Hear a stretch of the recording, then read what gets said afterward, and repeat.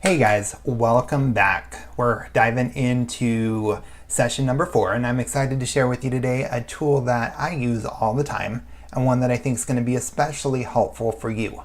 So if you looked at both the reading and the PowerPoint this week, you'll see there's a comic up there that has a therapist and a patient lying on the couch, and the therapist asks, "So what's going good?"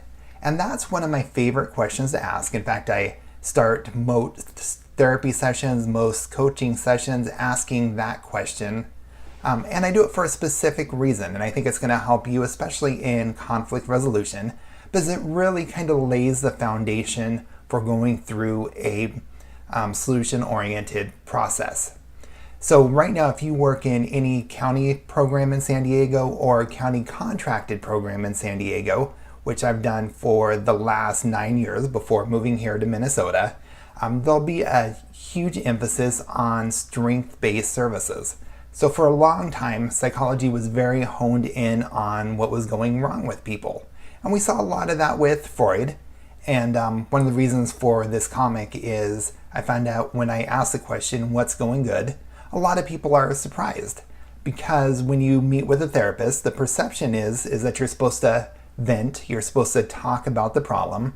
But what we're finding out that does is, the more you focus on the problem and hone in on the problem, the bigger that problem feels. So this whole tool is to kind of help people jumpstart the problem-solving process. So in the DSM-5, there are 297 different disorders.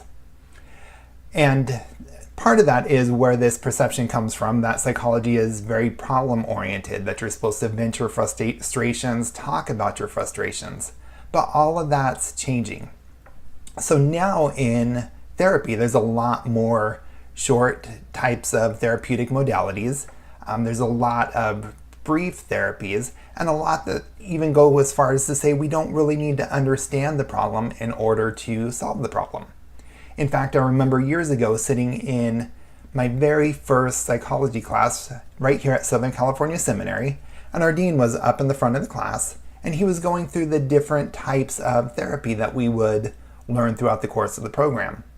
And especially when we got to some of the cognitive therapies, the ones that focus on how we think, I remember thinking to myself, wow, this goes along exactly what I was learning in the MDiv program. So much of it aligns with a biblical worldview. You see, throughout Scripture, there's this thread of focusing on our thoughts and having the right kind of thoughts. You probably read Philippians 4:8 before, that says, "Finally, brethren, whatsoever things are true, whatsoever things are honest, whatsoever things are just and pure and lovely and of good report, think on these things." Of course, then there's Philippians 4:4 that says, "Rejoice in the Lord always," and again I say rejoice. And then passages of Scripture like Romans 8:6 that say to be carnally minded is death, but to be spiritually minded is life and peace. In fact, all throughout Scripture, we'll find this common thread of praising God, worshiping God, and focusing on Him, meditating on God, meditating on Scripture. And a lot of focusing on the good is really helping people go back to just that. But now let's dive into some common misconceptions, because it's quite possible when you read this chapter or saw this comic that says, "Hey, what's going good?" that immediately you felt a little bit defensive, because there's a lot of popular psychology out there that's taken this to the other extreme, right? So initially, psychology was very honed in on what's wrong with people. Well, then it started to go towards more of a strengths-based approach, and there were some people that took that to the opposite extreme and kind of said, let's adopt this kind of Pollyanna attitude that says everything's wonderful, life's incredible, we're not even going to acknowledge the problem, we're going to pretend like they don't exist. Now we see this in psychology, and as somebody who's grown up inside the church, I've seen this inside of the church as well. It's phrased a little bit different, but you may have gone to a Sunday morning service, a seminar, a special meeting where the pastor got up in front and said, we don't talk about problems in this church. If you're sick, You're not going to say cancer. You're not going to use the C word. You're not going to speak it into existence. And so even in churches, sometimes there's this focus on, we don't talk about problems, we don't acknowledge the problems. If you just have enough faith, it's going to go away. And so churches have jumped to the opposite extreme. Psychology's jumped to the opposite extreme. So focus on the good is not about being overly positive. It's not about adopting a Pollyanna attitude, pretending like the problem doesn't exist. But really what it is you see the scale on the PowerPoint slide, is it's finding this balance. And so that's what we're going to work on with this tool, is finding this balance of the good, focusing on the positives, and then addressing the challenges that need to be addressed. And that's really what Focus on the Good is all about. So now let's get down to how you can use this here in our interpersonal conflict resolution course. Because this tool came out of my work with my own families. So what I've noticed is that some families are too exhausted for change. And you'll probably see this in problem solving as well. I talked about this a little bit in the previous slides, how when there's a big problem, it's easy to focus on that problem, give all of our attention to that problem, and the more we do it, just the bigger the problem feels. And so sometimes going into a problem-solving process, the thought process is, this problem's horrible, it's awful, it's terrible, I can't stand it, and I absolutely have to solve it because it's just too big. Of course, that's irrational thinking. One of my favorite therapists, his name is Albert Ellis, and he came up with a therapeutic modality called Rational Emotive Behavioral Therapy, REBT for short. And I love how he presents things. He says it's just as irrational to believe that the world is all rainbows and unicorns as it is to believe that things are horrible, awful, terrible, and you can't stand them. So he uses words like awfulizing. And that's something that you'll probably see people do initially, is there's a problem, and we awfulize the problem, we magnify it, we make it bigger than it really is. And so focusing on the good is about helping people move away from awfulization. So it's a really good tool with families and people who are too exhausted to change. Maybe with somebody who doesn't believe that change is possible, or you can see at the bottom I put somebody who believes that change isn't possible for them. Because sometimes the problems existed for so long, it feels so big, we feel helpless. We feel like other people can change, other people can manage the problems, but I don't have the tools and resources to do that. So this is when this tool, Focus on the Good, really comes into play. So this particular chapter is also near and dear to my own heart because it came out of my own personal experiences as well. One of my favorite seminary professors would say over and over again, you cannot impart to others that which you do not possess yourselves. Meaning that it's hard to help somebody else use these tools if we're not applying them to our everyday lives. So you'll notice that in the assignments that I give every week, there's almost always an application piece. And I ask you to get really specific in your application, because the more that you can use these tools, the more that you can apply them to your own lives and see them work, watch them work, know that they work, the better you're going to be able to help other people use them. So here's how I used Focus on the Good myself. When I was in the MACP program, the Counseling and Psychology program, I was also working overnight at a group home. And interesting thing about overnights is, between those hours of about 2 and 5 in the morning, it's when your mind can start to play all sorts of tricks on you. So I remember one night where it had just been a difficult week, an exhausted week, and I was feeling a little bit down, but then as those later hours approached, I started to feel real down. And I was in this kind of state of mind that said, man, I just can't do anything right. And I was kind of thinking about some of the cognitive tools that we had been studying in class. And again, going back to Albert Ellis, who would say we have to dispute those irrational beliefs. And very silly, but I took the garbage out and threw it out in the back and thought, you know what? I did something right. I took out the garbage. Then I went on to my next task that evening, which was maybe mopping the floors. I mopped the floors, looked at the floors, and I thought, you know what? Those floors look so much better than when I started mopping. I did something else right. Then I went down and sat at my laptop, started working on my next homework assignment, and realized, okay, wait, I'm writing some pretty good stuff. And really at the end of the night, I remember thinking, okay, I can do this. I'm pretty encouraged. So I kind of turned it into a game where I told myself, well, if I can do one thing right, I bet I can do another thing right. I suggest that students use this if you're having a difficult time doing an assignment. Write one line. Hey, if you can write one line, well, then you can write another. Well, if you can write two, then you can write another and make it a paragraph. You just wrote a paragraph. Well, if you wrote one paragraph, then you can write a second. And really break it down and accomplish a task one piece at a time.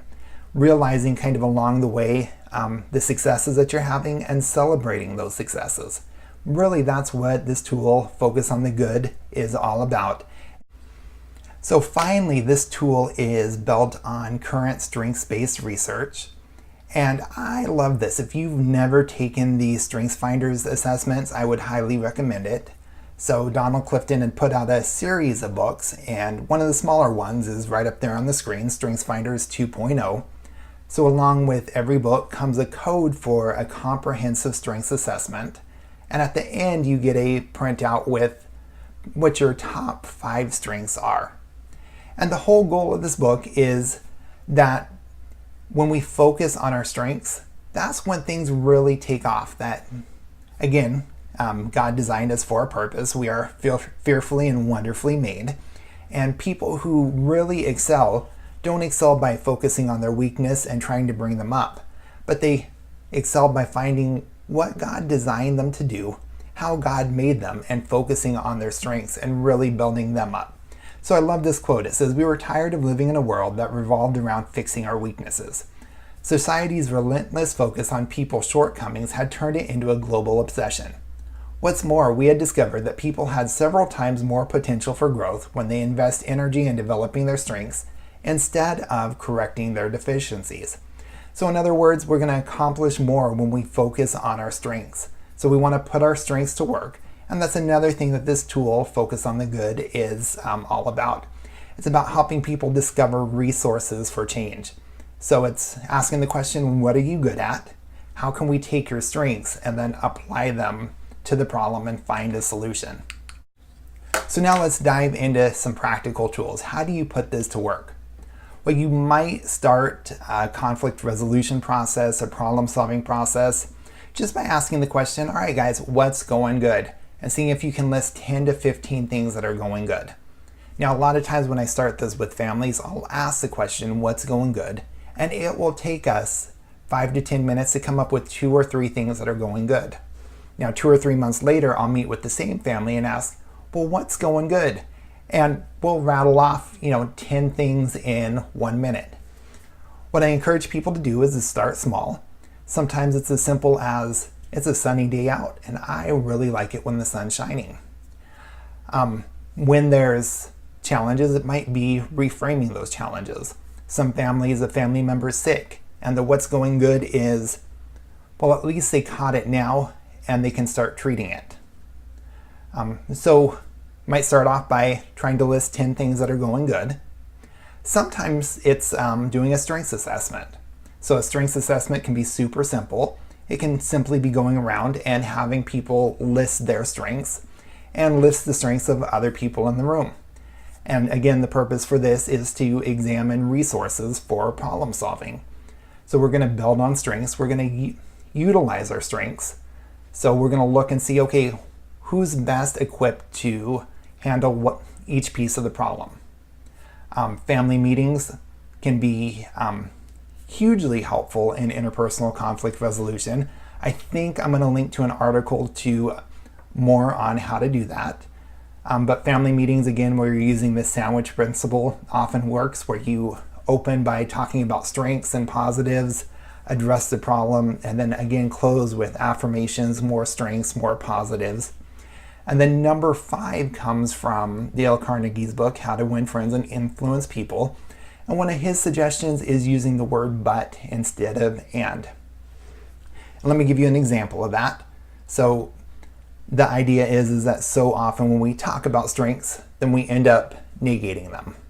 So it might be, John, you're really good at getting to work on time. You're really good at getting along with other employees, but, and then we address the problem. And it almost segments the conversation. So positive part of the conversation, then we jump into but, and it's like, uh-oh, here comes the negative part now.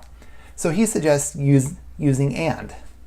And so it might be, you're really good at this, you're really good at this, and here's something that I would like to see you work on. So it's got a softer, kind of less segmented approach to it, and it keeps the overall conversation just more strengths-based versus segmenting it into a strengths-based portion of the conversation and then a problem-focused portion. All right, so if you use some of these tools, hopefully at the end the problem feels less overwhelming. It feels like there's hope and like a solution is possible. Hopefully the other person feels capable and equipped to be a part of the solution because you've examined resources.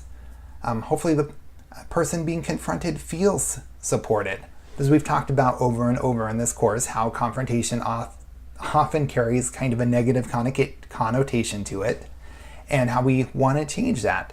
How confrontation is really turning our face towards an issue. So hopefully everyone is looking at the challenge through the lens of hope and possibilities, coming in with an attitude that says change is possible, and then each person is bringing their strengths to the solution. And as somebody in our class had mentioned, each person's kind of asking that question, what can I do? How can I be a part of the solution? Instead of just turning my face towards the problem and saying, there it is. But we're in this together kind of attitude and approach. So now it's time to dive into the discussion board, and I want to hear from you. And again, I love that application piece. So let's put the application piece to work this week. One thing that you could do is you could do a strengths assessment with your family and write about how that went. What was the experience of doing a strengths assessment like? One way that I love to do this is have everybody draw a picture of themselves as a superhero and then write their family superpowers next to it. So somebody's family superpower could be encouraging. I cheer people on. I give them high fives. I give them hugs when they're sad. Somebody's superpower could be empathy or helping. I had someone say, I love to help around the house. I love to help mom do dishes. I love to help them clean up. So that's one fun way to conduct a family strengths assessment. It could be over dinner asking the question, what's going good? And just getting used to asking that question, and then write about your experience. What was it like for you to do that? You could write about an experience where you guys did problem solve from a strengths-based approach. If you're in any type of county work, contracted work right now, strengths-based approach is huge. So if you're using a strengths-based approach in your work right now currently, tell us about it. Tell us how you do it, what the experience is like, what's working well. I would love to learn from you as well. All right, I look forward to hearing what you've learned this week, and then I look forward to hearing about your experience of putting these tools into practice, because I am a firm believer that we cannot impart to others that which we do not possess ourselves. So I look forward to hearing about how not only are you learning about these tools, but you're using them, applying them, and putting them to work.